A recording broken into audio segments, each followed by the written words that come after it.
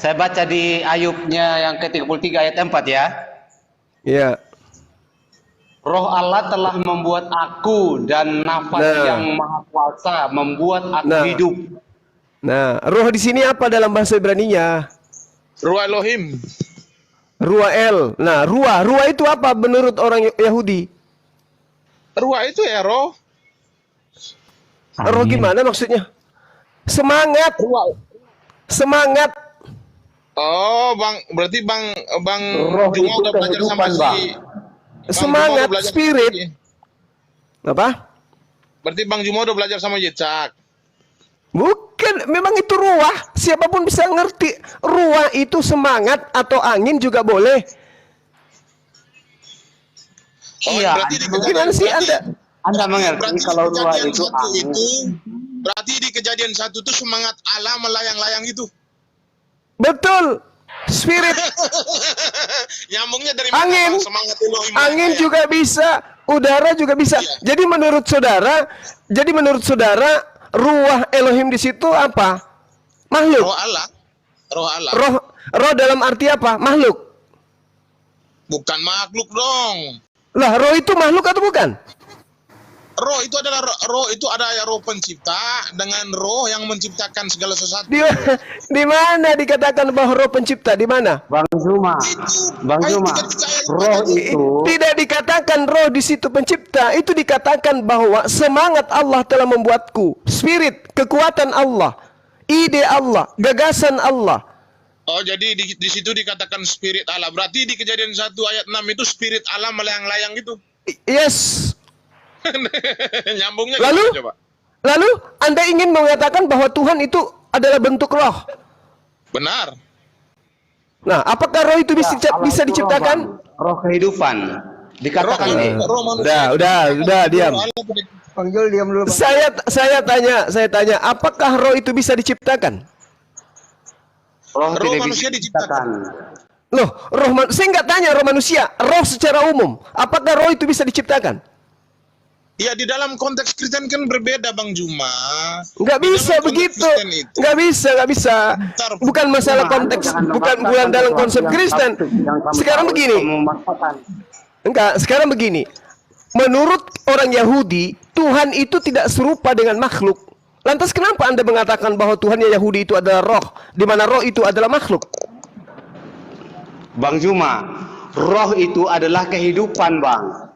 Ketika Allah menciptakan roh kehidupan, Allah menyebut ada itu roh kehidupan. Dapat ilmu dari mana itu roh adalah kehidupan? Ilmu dari mana? Ini di mana? Di berapa ini? 33 ayat 4. Di cicak-cicak di dinding gitu.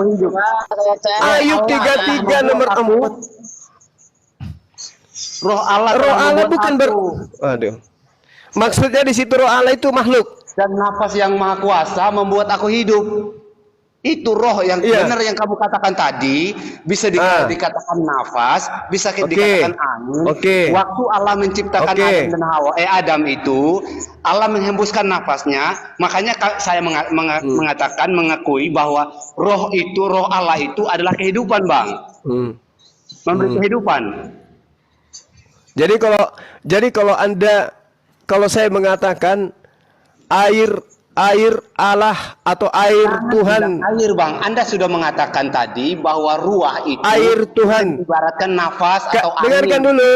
Dengarkan dulu. Kalau saya mengatakan air, Bang. Kenapa orang ini? Kalau saya mengatakan air Tuhan itu menghidupkan, apakah air itu adalah Tuhan? Itu nggak masuk akal. Akalnya Anda aja. Nah, itu nggak masuk akal kata Anda. Apa bedanya roh dengan air? Ya beda lah. Apa bedanya? Air ya air, roh ya roh. Kenapa kamu katakan itu?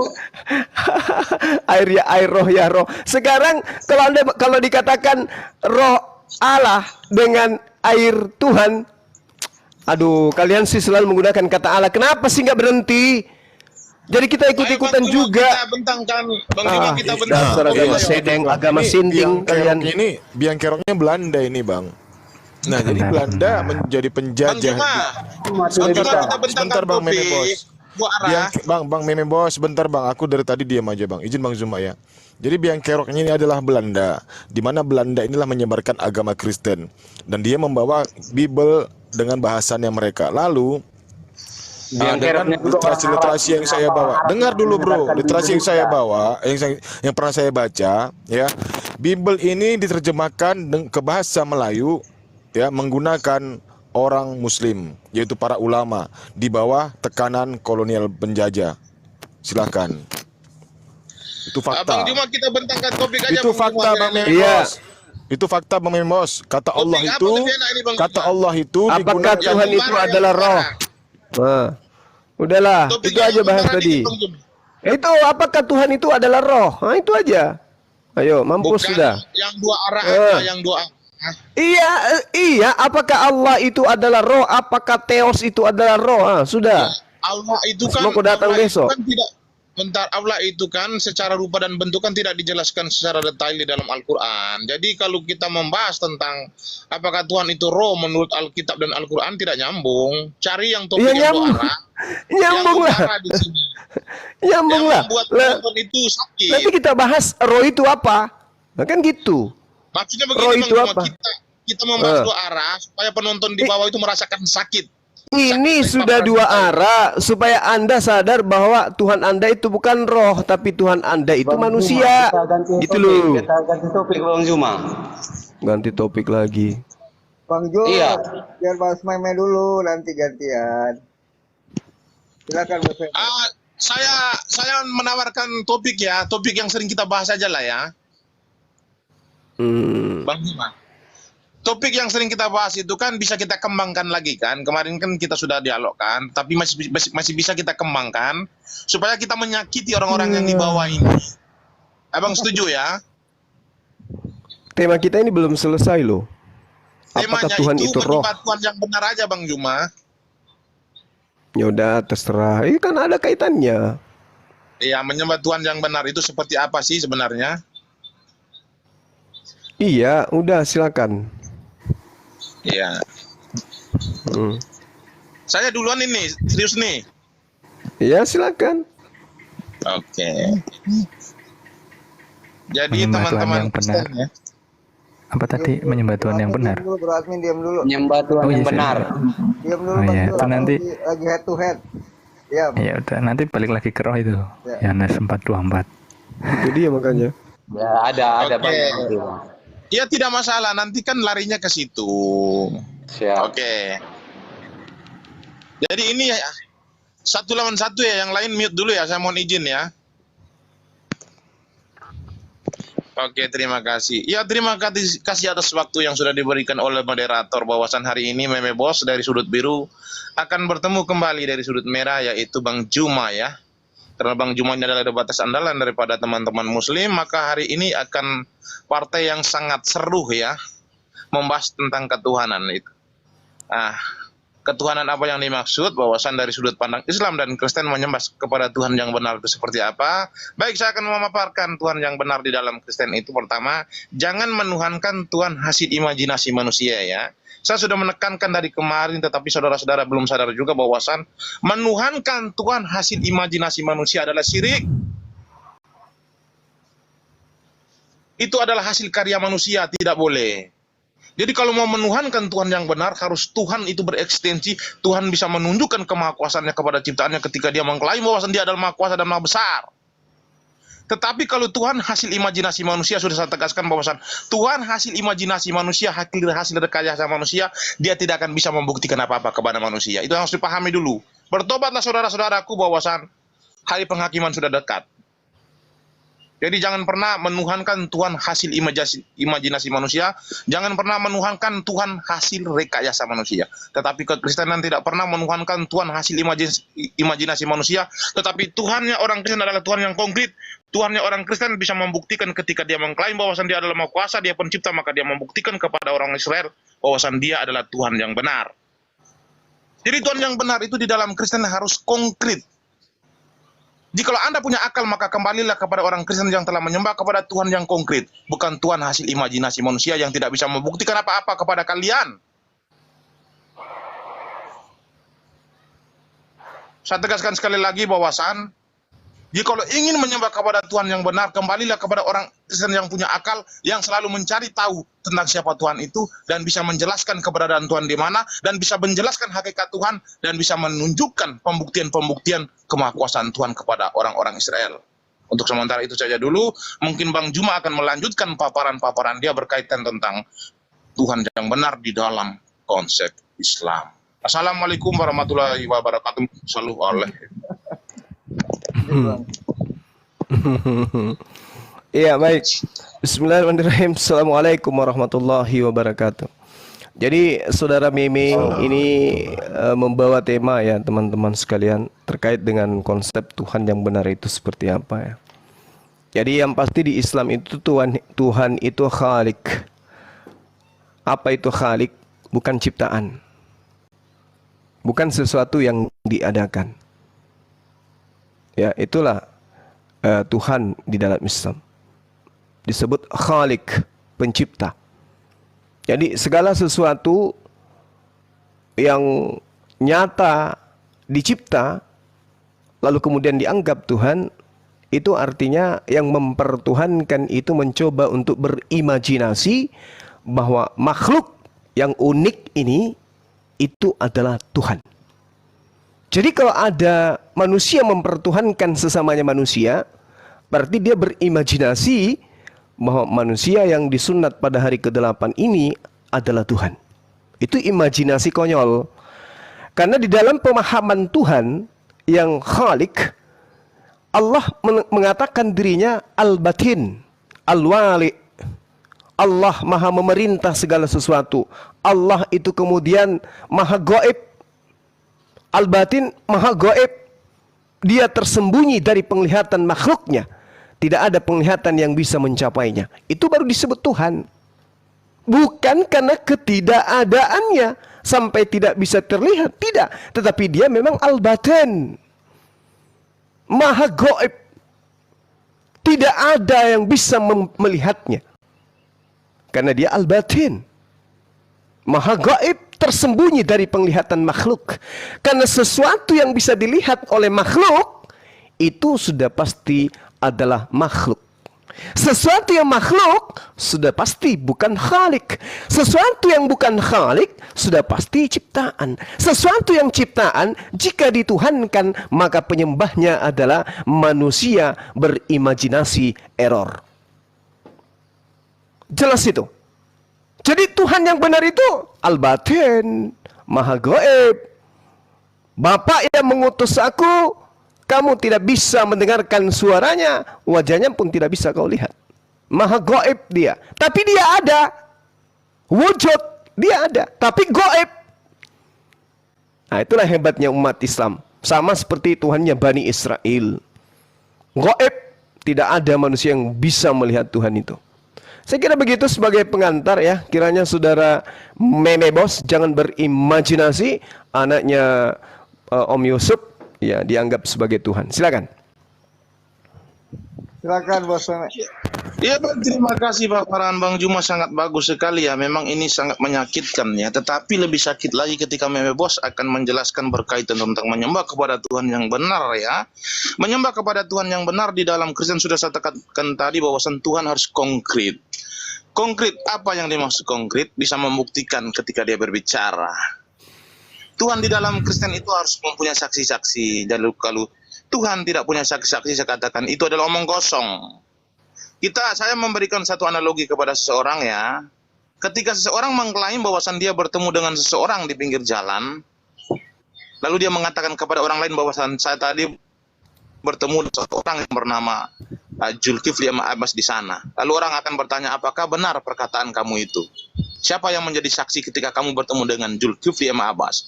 Beliau mengatakan bahwasan saya sendirilah yang mengatakan. Tidak ada saksi di situ. Itu kalau masuk di dalam dunia pengadilan, maka di situ dikategorikan akan dicampakkan. Ini tidak masuk. Tuhan yang kami imani adalah Tuhan yang konkret. Ketika dia berbicara, dia bisa membuktikan. Contoh, Yesus berkata, aku tidak membutuhkan kesaksian dari manusia. Perkataan-perkataanku ini tidak saya butuhkan dari saksi manusia. Tetapi yang saya butuhkan itu adalah Bapa yang menjadi saksi. Tetapi bagi orang Israel, ini akan sangat konyol. Bapak yang goib itu harus menjadi saksi untuk mereka. Ini konyol. Tetapi tidak. Bapak itu akan menjadi saksi ketika Petrus dan Yohanes mereka naik di gunung ketika mereka menemani Yesus untuk berdoa. Maka Bapak itu menjadi saksi kepada mereka. Bapak itu berkata kepada mereka, dengarkanlah dia. Inilah anakku yang ku kasihi. Artinya perkataan-perkataan Yesus berkaitan tentang Tuhan yang Maha Kuasa ini adalah konkret dan benar-benar nyata. Karena yang menjadi saksi di situ adalah Tuhan itu sendiri yang menyampaikan kepada Petrus dan Yohanes. Di dalam kepengadilan, saksi dua orang itu sudah sah. Jadi kalau Anda mengatakan bahwasan kitab kami ataupun Tuhan kami itu adalah hasil rekayasa manusia ataupun hasil imajinasi manusia, itu tidak bisa. Tuhan kami adalah Tuhan yang konkret, yang bisa menyatakan kebenarannya itu melalui saksi-saksi. Contoh ini seperti Musa ya. Musa naik ke Gunung Horeb, lalu dia turun dari Gunung Horeb, dia mengatakan kepada orang Israel, wahai saya tadi bertemu dengan Tuhan, Tuhan itu mengaku bahwasan dia Maha Kuasa, Maha segalanya. Memangnya orang Israel yang punya akal ini mau percaya? Ya orang itu nggak bakal percaya. Orang itu akan pasti mengatakan kepada Musa bahwa Musa, jangan berbicara kosong dan kami di sini. Memangnya kamu naik ke Gunung Horeb atau Gunung Sinai tadi, siapa yang mendampingi kamu dan siapa yang mendengar ketika kamu berbicara dengan Tuhan? Buktikan kepada kami jika memang kamu benar-benar berbicara kepada Tuhan. Lalu Tuhan menjadikan dirinya itu sebagai saksi bagi bangsa Israel. Dia mengatakan kepada Bani Israel, dalam 3 hari kemudian aku akan turun dalam berupa awan ataupun api. Supaya apa? Supaya maksud ketika aku berbicara dengan engkau, mereka senantiasa percaya kepada engkau untuk selama-lamanya. Benaran dalam 3 hari Tuhan turun dalam berupa awan ataupun api, disaksikan oleh jutaan orang Yahudi. Yesus juga demikian. Jadi di dalam Kristen itu harus butuh saksi-saksi yang benar-benar nyata. Jadi kalau saksi yang tidak ada itu bagi kami tidak ada guna.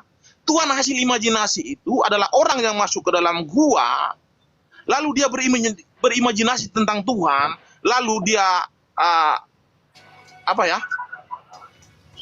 menciptakan sebuah narasi, lalu narasi itu didokumentasikan menjadi sebuah kitab. Itu adalah hasil imajinasi. Berbeda dengan kami. Tuhan kami itu Tuhan yang konkret, yang bisa membuktikan apa yang dia katakan. Beda ya. Apaan? Habis Oke. 3 menit. Silakan. Oke, baik. Ya, jadi saudara Meme Bos ini sudah mulai kelimpungan yang ambil Tuhannya Yahudi, habis itu melupakan Tuhannya sendiri, yang gitu ya. Kalau Tuhannya Yahudi itu jelas sama seperti Tuhannya umat Islam. Laisa kamitslihi syai', itu jelas itu. Di mana Tuhan itu tidak serupa dengan makhluk. Dia tidak serupa dengan ciptaan. Laisa kamitslihi syai'. Bahkan kalau Anda melihat konsep pengajaran di dalam kitab saudara 1 Timotius 1:17, hormat dan kemuliaan sampai selama-lamanya bagi Raja segala zaman, Allah yang kekal, yang tak nampak, yang esa. Amin. Jadi tak nampak. Tak nampak itu artinya tak kelihatan. Tak kelihatan itu artinya tak bisa dilihat. Berarti benar apa yang dinarasikan oleh Al-Quran.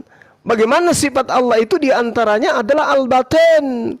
Al-batin itu artinya sesuatu ya yang menjadi hakikat Tuhan itu sendiri, yang tidak bisa kemudian dilihat oleh yang melihat. Tak nampak itu Tuhan. Di dalam bahasa Yunani disebutkan auratos. Auratos itu tidak kelihatan, tidak nampak, tidak terlihat, tidak ada, dilihat oleh panca indera mata. Itu auratos. Dan itu dikatakan dalam kitab saudara 1 Timotius 1:17. Lalu bagaimana Yesus anak Maria yang Anda tuhankan? Berarti Anda kena dengan tema itu sendiri. Ternyata kitab saudara mengatakan bahwa Tuhan itu adalah Allah yang maha kekal, yang tak nampak, yang esa. Amin. Yesus nampak, dia kelihatan, bahkan dibunuh oleh makhluk, sesamanya makhluk. Berarti bukan Tuhan. Yang mempertuhankan Yesus berarti manusia yang berimajinasi terlalu kebablasan. Itu yang pertama. Kemudian yang kedua, di dalam kitab saudara juga dikatakan, sebab kami tidak memperhatikan yang kelihatan, melainkan yang tidak kelihatan. Karena yang kelihatan adalah sementara, sementara yang tidak kelihatan adalah kekal. Di dalam bahasa Ibrani, auloios, artinya abadi, artinya kekal. Berarti Tuhan itu kekal, Tuhan itu abadi, berarti Tuhan itu tak nampak, berarti Tuhan itu tidak kelihatan, tapi ada. Kenapa dia ada? Karena dia kekal, dia abadi. Ukuran ada tidak adanya Tuhan tidak bisa diukur dengan mata manusia. Jadi kalau ada makhluk yang bisa dilihat bahkan dibunuh oleh manusia lalu dituhankan, maka dia yang menuhankan itu adalah manusia yang sedang berfantasi ria, lagi berhalusinasi, lagi menghayal. Ya, itulah sesembahan yang kemudian dihasilkan dari hasil imajinasi, menghayal. Kenapa menghayal? Karena kitabnya sendiri membantah. Sebab kami tidak memperhatikan yang kelihatan, melainkan yang tak kelihatan. Karena yang kelihatan adalah sementara. Yesus kelihatan, Yesus sementara. Sedangkan yang tidak kelihatan adalah kekal. Allah Subhanahu wa ta'ala al-batin, tak kelihatan, wujudnya ada tapi tak kelihatan. Au ionios, dia adalah abadi, dia adalah kekal. Silakan Anda menarasikan Tuhan Anda yang adalah Yesus untuk seperti Tuhan kami, au ionios, abadi, kekal, tak nampak dan tak terlihat. Silakan. Baik, terima kasih atas waktu yang sudah diberikan kepada saya, yaitu paparan dari Bang Juma sangat bagus sekali. Beliau mengatakan bahwasan Tuhan kami itu adalah Tuhan yang tidak bisa dijangkau oleh manusia. Saya hanya ingin mengatakan kepada Bang Juma bahwasan di dalam Kristen juga mengimani bahwasan Tuhan kami itu tidak akan bisa dijangkau oleh makhluk. Tuhan kami tidak akan bisa dilihat oleh kasat mata. Berarti Tuhan kami adalah goib. Lalu kenapa Tuhan kami bisa menjadi manusia? Kita lihat di Kejadian 18 ayat 14. Kenapa Tuhan kami bisa menjadi manusia? Adakah sesuatu apapun yang mustahil untuk Tuhan? Dengar baik-baik ya. Tuhan kami adalah Tuhan yang maha kuasa. Tuhan kami adalah Tuhan yang goib yang tidak bisa dijangkau oleh manusia. Lalu bagaimana dia bisa menjadi manusia? Kejadian 18 ayat 14. Adakah sesuatu apapun yang mustahil untuk Tuhan? Maka Yesus lebih mempertegas lagi bahwasan bagi manusia mustahil tetapi tidak untuk Allah. Kenapa dia bisa menjadi manusia? Apa alasannya? Kita kutip lagi di Kejadian 35 ayat 11. Lagi firman Allah kepadanya, akulah Allah yang maha kuasa. Tuhan saya itu mengklaim bahwasan dia adalah maha kuasa. Maka tidak ada yang mustahil untuk dia. Tetapi kalau ada Tuhan yang mustahil, itu adalah Tuhan hasil imajinasi manusia. Harus dipahami dulu ya, buat kalian yang ada di bawah ya. Tuhan yang tidak bisa menjadi manusia adalah Tuhan hasil imajinasi manusia. Kenapa? Karena itu adalah sebuah klaim yang dilakukan oleh seseorang yang masuk ke dalam gua, yang mengatakan bahwasan Tuhan dia bernama Ariel Peter Pan yang maha kuasa, maha pencipta. Tetapi dia tidak bisa membuktikan apa-apa kepada orang-orang yang diwartakan oleh dia. Nah, ini akan sangat kacau kepada orang-orang yang berintelektual, yang punya akal. Tetapi bagi kami orang yang punya akal, ketika Tuhan kami mengklaim bahwasan dia maha kuasa, maka dia bisa menjadi manusia, maka Tuhan mengatakan bahwasan tidak ada mustahil bagi dia. Tetapi Tuhan Anda adalah Tuhan yang mustahil, yang tidak akan bisa menjadi manusia. Seseorang mengklaim bahwasan dia adalah seorang pemain bola yang hebat, dia harus buktikan ketika dia bermain bola dan disaksikan oleh orang. Tetapi kalau seseorang hanya mengklaim bahwasan dia adalah pemain bola yang hebat, tetapi hanya klaim-klaim kosong dan tidak bisa membuktikan kepada orang-orang, itu namanya hasil imajinasi. Nah, sama seperti Tuhan yang Anda imani ini, seseorang masuk ke dalam gua, lalu dia berimajinasi tinggi. Ketika dia berimajinasi, dia menciptakan sebuah narasi bahwasan Tuhan saya ini bernama Ariel Peter Pan, dia maha kuasa, maha pencipta, lalu dia dokumentasikan menjadi sebuah kitab, lalu wartakan kepada orang-orang. Ketika orang-orang menuntut, tunjukkan bahwasan Tuhan Anda maha kuasa. Ya tidak bisa dong. Mana bisa dia tunjukkan bahwasan Tuhan dia maha kuasa? Karena memang Tuhan dia itu hasil imajinasi manusia. Tetapi Tuhan kami, ketika kalian menuntut tunjukkanlah bahwasan Tuhan kalian Maha Kuasa. Saya akan bentangkan Alkitab di sini. Kalian sadar bahwasan di dalam Alkitab sangat dijelaskan bahwasan Tuhan kami adalah Maha Kuasa dan Dia bisa membuktikan bahwasan Dia adalah Maha Kuasa. Salah satu contoh saya mengatakan tadi bahwasan Tuhan kami bisa menjadi manusia, bisa menjadi awan, bisa menjadi api. Habis. Memang sangat sakit untuk mendengar paparan saya ini, sakit. Lanjut.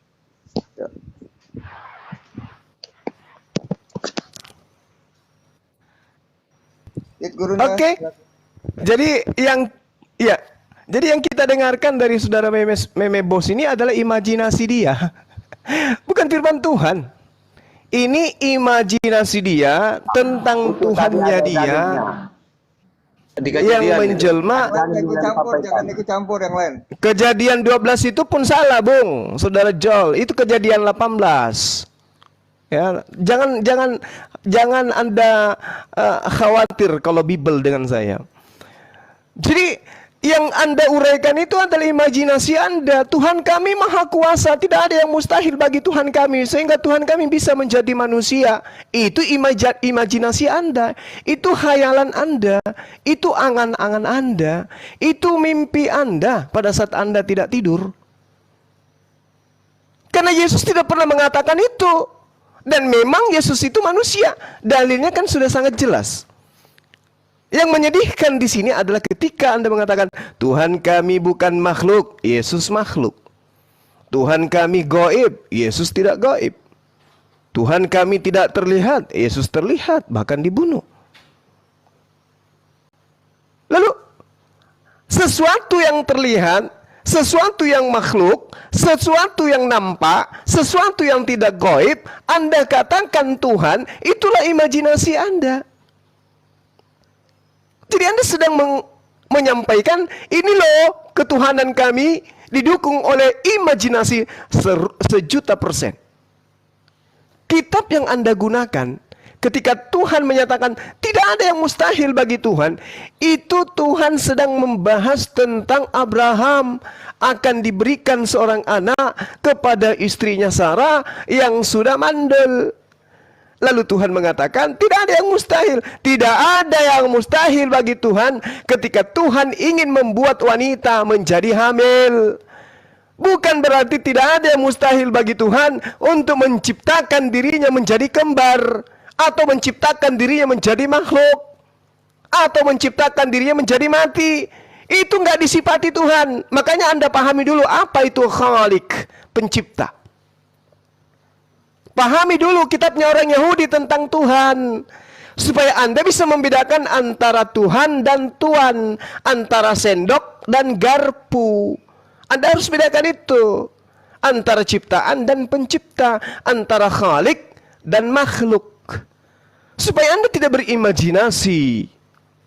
Antara yang mengutus Yesus dan Yesus itu sendiri, menurut Yesus dua hakikat, dua pribadi, dua hal, sesuatu yang berbeda. Satu pencipta, satu ciptaan. Tolonglah, berdialog itu gunakan akal sehat. Kalau Anda mengatakan Tuhan Anda Maha Kuasa, Yesus bagaimana dong? Oh, Tuhan kami itu tidak bisa dilihat. Tuhan kami itu bukan makhluk. Tuhan kami itu gaib. Lalu kemudian menjadi makhluk. Lalu kemudian menjadi terlihat. Lalu kemudian menjadi tidak gaib, tapi nyata, terlihat. Itu bukan Tuhan. Kenapa? Karena kitabnya orang Yahudi menerangkan Tuhan itu laisa kamitslihi syai'. Sama seperti umat Islam Tuhannya. Sebab itu engkau besar, Allah Maha Besar. Sebab tidak ada yang sama seperti engkau. Laisa kamitslihi syai'. Dan tidak ada Tuhan selain engkau. La ilaha illa anta. Itu jelas itu. Jadi kalau Anda mengatakan Tuhan kami gaib, Tuhan kami bukan makhluk, Tuhan kami tidak terlihat, tapi kemudian melalui Paulus dia menjadi mayat, lalu dibangkitkan agar menjadi Tuhan. Itu bukan ajaran konsep ketuhanan yang benar menurut para nabi. Itu Tuhan imajinasi Anda. Silakan. Oke, terima kasih atas waktu yang sudah diberikan oleh moderator, dan saya terima kasih kepada Bang Juma sudah mempersilahkan saya untuk memaparkan berkaitan tentang ajaran-ajaran di dalam Kristen berkaitan tentang menyembah kepada Tuhan yang benar. Baik, saya akan lanjutkan ya. Saya mengutip salah satu ayat yang ada di dalam Perjanjian Baru, yaitu di Injil Lukas ya. Injil Lukas 18 ayat 27 ya. Apa yang tidak mungkin bagi manusia, mungkin bagi Allah. Ini ditegaskan oleh Yesus.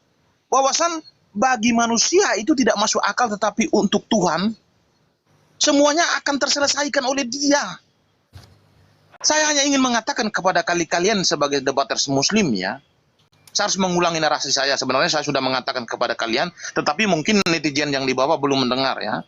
Saya hanya ingin mengatakan kepada kalian bahwasan hanya kalian inilah yang mengukur kemahakuasaan Tuhan menggunakan kemampuan dan akal logika manusia berpikir. Kalian mengukur Tuhan itu sama seperti makhluk. Seolah-olah manusia itu adalah kalian mengukur Tuhan itu sama seperti makhluk, seolah-olah Tuhan itu adalah manusia. Jadi kalau manusia tidak bisa jadi kambing, Tuhan juga tidak mungkin jadi manusia. Manusia tidak mungkin menjadi monyet, Tuhan juga tidak mungkin menjadi awan ataupun api. Kan ini sesuatu yang aneh. Manusia bukan absolut mengukur sesuatu yang absolut. Ini bagaimana mungkin bisa terjadi? Mengukur kemampuan Tuhan menggunakan akal dan logika manusia.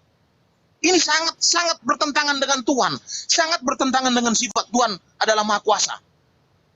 Nah, ini harus kalian pahami ya, bahwasan Tuhan itu Maha Kuasa. Seperti sudah saya tegaskan tadi, saya mengutip di kitab Kejadian, kitab Keluaran, lalu di Matius tadi, ataupun di Lukas tadi. Itu sangat jelas. Ketika Tuhan mengklaim dirinya adalah Maha Kuasa, dia harus barengi dengan perbuatan. Ketika Yesus datang ke dunia berbicara tentang surga, berbicara tentang neraka, berbicara tentang pertobatan, berbicara tentang hal-hal yang goib, apakah orang-orang Israel akan percaya begitu saja? Maka Tuhan itu datang sendiri untuk menguatkan bangsa Israel yang punya akal ini. Tuhan mengatakan kepada Petrus dan Yohanes bahwasan inilah anakku yang kukasihi, dengarkanlah dia. Artinya ketika Yesus berbicara, kalian harus percaya. Karena kalian sudah menyaksikan aku berbicara langsung dengan kalian. Nah, inilah Tuhan yang hebat yang datang berbicara langsung dengan manusia. Tetapi di dalam ajaran Anda, saya tidak pernah menemukan bahwasan di dalam Al-Quran itu Tuhan itu berbicara langsung dengan manusia. Tidak ada. Ketika saya mengutip di Al-Qasas 29:30, Anda mengatakan bukan. Di situ hanya sebagai media saja. Kan itu nanti jawaban Anda. Jadi Tuhan yang Anda imani ini, ketika diklaim sebagai Maha Kuasa ini, sebenarnya tidak bisa membuktikan apa-apa di sini. Tuhan bukan konkret di sini, tetapi Tuhan Kristen itu adalah Tuhan yang konkret. Jadi saya berharap kepada kalian ya, gunakanlah akal untuk menyembah kepada Tuhan yang benar. Tuhan yang benar sudah saya katakan tadi adalah Tuhan yang bisa membuktikan perkataannya. Ketika klaim-klaimnya itu harus dia genapi, itu baru benar. Tetapi kalau Tuhan mengklaim bahwa dia Maha Kuasa tetapi tidak bisa membuktikan apa-apa, saya katakan ini adalah Tuhan hasil rekayasa manusia, hasil ciptaan manusia, hasil imajinasi manusia. Habis ya, Bang. Habis ya? Oh ya, maaf ya, terlalu keras, maaf ya. Lanjut, silakan. Ya bagus. Iya. Jadi saudara Meme Bos, saudara Meme Bos, Anda membawa narasi kitab Kejadian dan juga membawa narasi Lukas. Ini Anda sedang berimajinasi. Kenapa? Kejadian dan juga Lukas itu tidak sedang menceritakan tentang Tuhan bisa menciptakan dirinya menjadi makhluk. Tidak ada kaidah itu di situ. Anda menemukan diri Anda di dalam keadaan mempertuhankan manusia. Anda kelabakan mencari amunisi, mengambil kitabnya Yahudi, kitab Kejadian, yang harusnya kitab Kejadian 18, Anda sebutkan Kejadian 12. Anda panik di situ. Ternyata ketika kita telusuri, kitab Kejadian itu tidak sedang membahas tentang wujud Tuhan. Tidak. Begitu juga Lukas. Lukas yang Anda maksud itu ada Lukas 18. Tidak sedang membahas tentang wujud Tuhan. Semata-mata membahas tentang sesuatu yang menjadi ciptaan Tuhan. Tuhan Maha berkehendak. Tuhan Maha menciptakan. Tuhan Maha mengadakan sesuatu terhadap makhluknya. Tetapi berbicara mengenai wujud, Tuhan itu tak nampak. Kitab saudara yang menerangkan itu. Jangan Al-Quran, Anda tidak akan mengimaninya. Imani kitab saudara yang menerangkan dialah satu-satunya yang tidak takluk kepada maut, bersemayam dalam terang yang tak terhampiri. Seorang manusia pun tak pernah melihat dia, dan memang manusia tidak dapat melihat dia. Baginya lah hormat dan kuasa yang kekal. Siapa tuh? Yesus? Bukan.